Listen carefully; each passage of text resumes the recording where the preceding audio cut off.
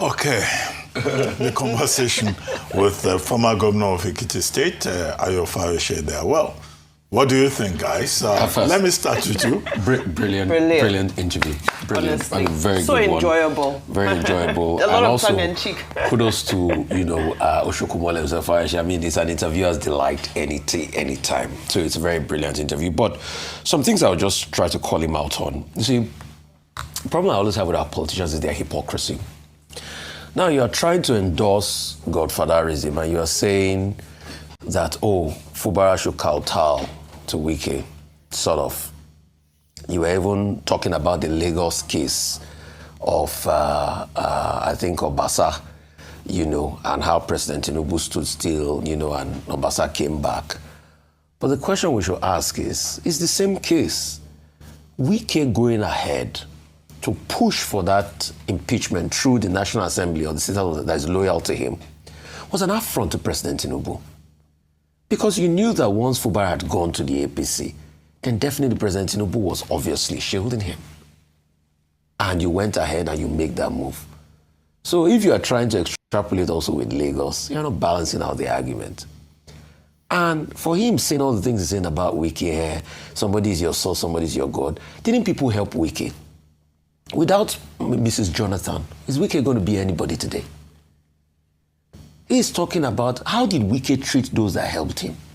How did he treat the Jonathans? Even him that is talking that he has a great footing, all of a sudden he doesn't love Sheyi Makinde again because the initial fight was because, there was a time we were fighting about who is going to be the leader of the Southwest in the PDP. And Sheyi Makinde is a sitting governor.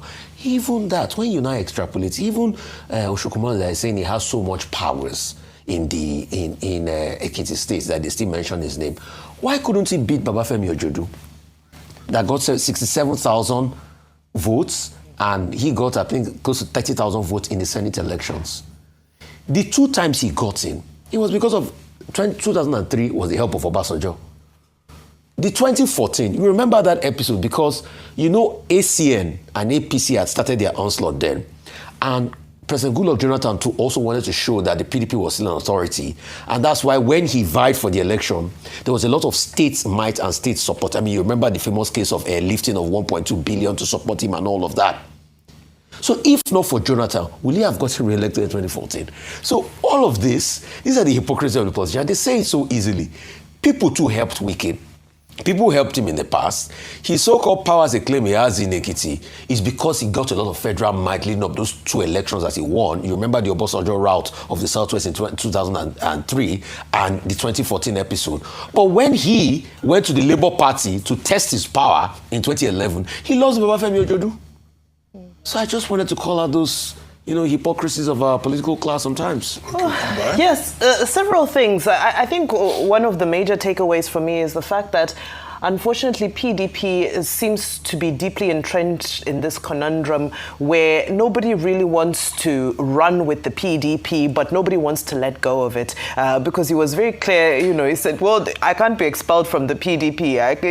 I'm still a member, but let alone, of course, he's still reinstating and reinforcing his support for those who are not members of the party in various places. And for me, it reinforced what we were discussing this morning pertaining to comments from Senator Tambuwal, just about the Machiavellian way that politics is played. Is it really about the people or what the people's will? Or have these elites and this political class found a way to corner the outcome of all events? That bold endorsement for Godfatherism and even reinforcing the fact that Godfatherism, this is what we know and this is how it works, and the order of Godfatherism should be respected. Yahaya Bello, he doesn't have a problem in Kogi State. You gave a number of examples, Say, in essence, so he's saying that we in Nigeria, we don't have a process of electing leaders. It's a selection, and when you've been selected, then you are indebted not to the electorate, but to your godfather and his whims and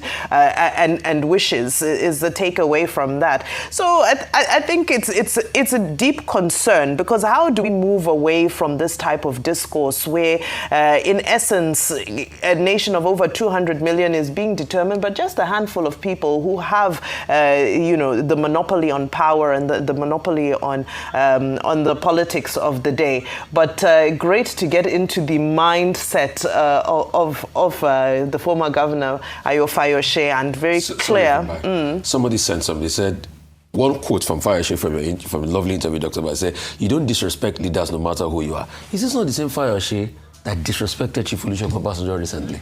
But it's Machiavellian. The ends justifies the means.